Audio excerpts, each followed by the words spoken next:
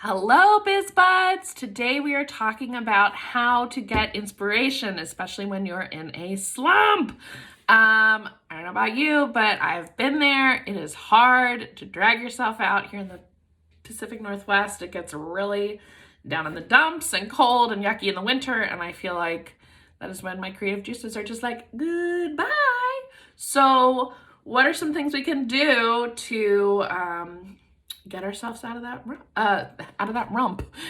slump? So some things I like to do is I make sure, so there's a very fine line between copying, right, and finding inspiration. So one thing that I do to make sure that I'm not like copying someone when I am feeling in a slump and need some inspiration is I really like to look at different types of artists. So like sculptors or florists. I really love looking at floral arrangements. Cookie bakers are doing some really fun things with texture and just content, and it's been really fun to watch that, and also makes me hungry. Textiles or macrame, like I love texture, and so obviously I like replicate that differently on a page of watercolor, but it's really fun to like quilt makers and patterns and things like that. Color inspiration is huge. I like to look at botanists, and I also follow a lot of farmers for cute animal vids. And it's kind of fun too if like, or photographers. Like I contacted a photographer. She had this really cute picture, and I was like, what would you think if I painted this? And she was like, oh, that would be awesome. And so I haven't done it yet, but you know, obviously I'll share her work, she'll share my work, and like it will just be like a cool connection to make. So you never know. Anyway, so I also polled the audience to see what other people did when they're in a slump. So here are some suggestions. This is from Kristen Murphy. When I'm in a slump, I take the day off. I typically stay away from social media, go for a walk, bake something, basically spend time away from my biz. For inspiration, I like to visit a museum, local business, or coffee shop. Totally. Get out of your house, especially now that we can, right? Like, sometimes when you're just looking at the same stuff all day, like it is hard to get inspiration. So let's see, Susan from Suno Henna, she likes to get outside, hike, walk, drive somewhere wild.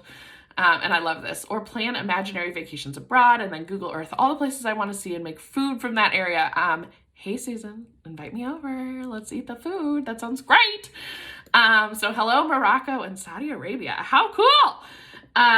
Nicole Fost, she likes taking a walk and paying attention to the colors and textures in nature. I am all about that, girl. I love nature textures. That's a big inspo for me. So we've got trees, flowers, pine cones, rocks, grasses, rivers, and clouds. Works for her every time.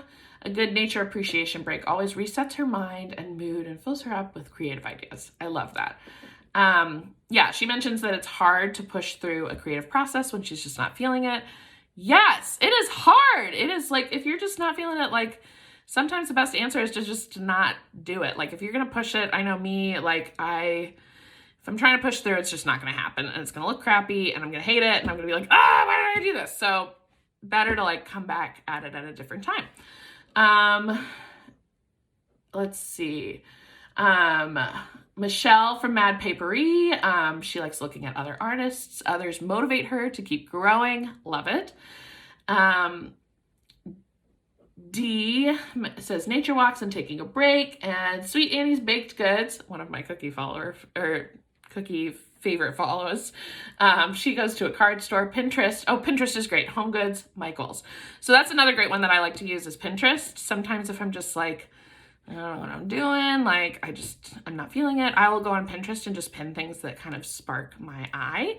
Like, and a lot of times I'll notice that I'm in like a certain mood or a certain color scheme. And so that can be helpful. I'll be like, oh, what elements here are really like, what is the common thread here?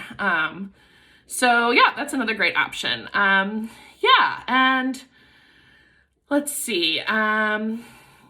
Always try to find a way to make it your own so that you're not copying. I think it's okay to try to like copy different techniques if you're just wanting to play around. That would be another one of my suggestions, is like play around, try something new, take a class. There are tons of online classes and free tutorials and things like that. Like, I know during my maternity leave, I plan on working on a lot of loose florals. With all the free time I'm gonna have. We'll see. But I don't do loose watercolor. I don't know if you've seen my stuff, but it is very precise, and I am not what you'd call a loosey-goosey chick. So I'm gonna try it. I feel like it's gonna push me out of my comfort zone. I'm excited to see the colors blend and just like let my type A just slick on off of me and see if I can really enjoy and get into the loose medium. So I'm excited. Yeah, and then another thing that I think can be helpful is like thinking about things that excite you. So one thing that I maybe struggle with is like thinking about what other people want. A lot of my earlier designs are things that I would want, and that's okay. Like, I think your target demographic would be like probably have some similarities too, right? You would hope. But I definitely am not like, I wouldn't say I have like mainstream taste. So, and I don't know that that's necessarily what I'm going for anyway, but thinking about like what your friends and what your family would like, and starting to think about like, so if you're in a creative slump, it might help to like think about your ideal audience. So, what kind of prints and stuff do they have in their home? What kind of ways are they decorating for their like kids parties, or what kind of clothes are they wearing? Like, look to your people who are kind of your inspiration for your ideal audience. And then you can get suggestions from other people. I will say, not all suggestions are good suggestions. Like, I have had a lot of people be like, you should try this. And I actually have had a lot of great suggestions that have been really successful, but then other times I'm like, well, that's not really what I do. So, it's good to get like, especially like folks who maybe don't understand like the process of like what it would take to like add a new item to your collection, like a new type of item to your collection. People are like, oh, you should do those baby markers, whatever. It's like, yeah, but it's not as easy as just being like, oh, here, I made the design. Like, the design's one thing, but then to actually figure out the packaging and figure out the production and blah, blah, blah, blah, blah. There's a lot of steps, right? You get it. But it's good to kind of get a group of folks together, like business-minded folks maybe, who know what goes into making a good product, or like, the back end piece of that, so that you can get like true, like critical feedback. Because I don't know about you, but I love my friends. They're all very supportive, but it's like, hey, should I do this? And they're like, yeah, that would be awesome. And it's like, okay, would you buy it? And it's like, yeah. And then it's like, no, they don't. So, I mean, sometimes, but you know what I mean? Like, it's, like, thank you for being supportive, but I need like, let's think this through logistically. So that's one thing. I have cultivated my group of biz buds. We've talked about them in the past, and it's just been a really great place to like bounce ideas off of them. And if you're looking for more community like that, I definitely recommend joining my newsletter if you haven't already, because and I'll put the link below, because that is one of my goals for 2021, is to make some sort of way for us business-minded folks to connect with each other in deep and meaningful ways, and get that kind of constructive feedback that is hard when you're working from home by yourself. So definitely a little plug. I will say the early stuff will probably be free, so get in on the ground level. And then ideally I would like to monetize it at some point, but I still want to make it very accessible and like low entry barrier. So yeah, sign up for my newsletter, hear more. And then, okay, so another good thing to think about is things that you might want. Speaking of baby markers, I looked online and on Etsy and everything, just kind of like, there are a lot of cute things out there, but they all kind of look the same, and none of them are like the vibe that I'm looking for the baby. And so I'm like, I can make my own. I can make, like, surely if I want it, somebody else wants it too. So I don't know. We'll see how that goes. what kind of products are lacking in stores. If you're going, now that we can go into stores again, if you're going into stores and you're looking for something, what aren't you finding? What is missing? Like, do you really want earrings with more tassels? Or there's not enough tassels or whatever. I don't know. That was a terrible example because all earrings now have tassels, but I don't know. What do you want? What are you looking for? I know I would like more baby clothes that are a little bit more gender neutral or whatever, that are not so like trucks or flowers kind of thing. So yeah, I don't know. So what are you looking for? What do you want?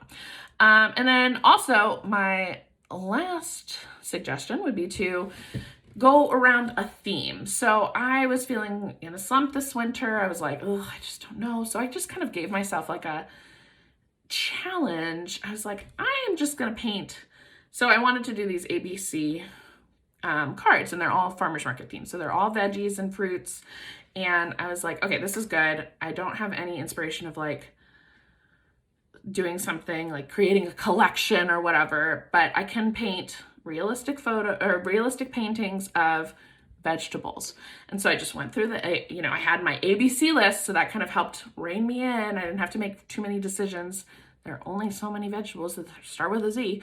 I didn't have to make too many decisions. It was just like, here's your list. You're going to do it. I know Allie from Windswept Designs is doing something similar with dog pictures or dog portraits. She did, I guess in July. So she'll be done with that, which is exciting.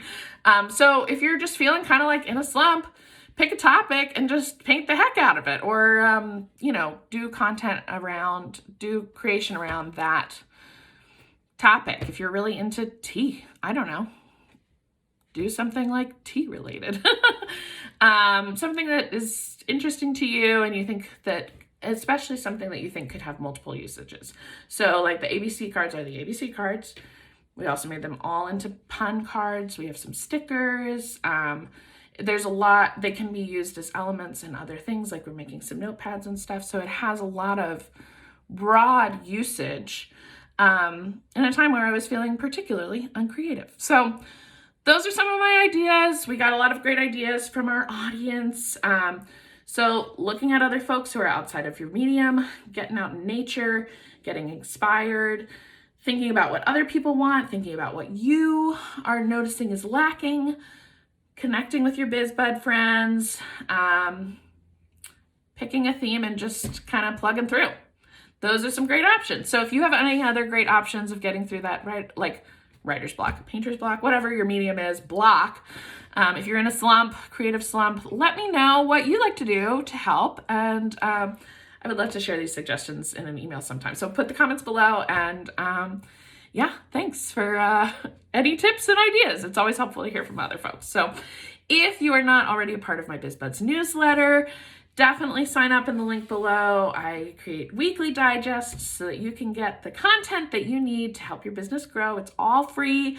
And I just can't help myself. I love to share. So, join in and check out all our videos. So they're on Instagram, IGTV, they're on my YouTube channel, Kate Talcott Artistry, and they're also on my blog. So see you there. All right, bye.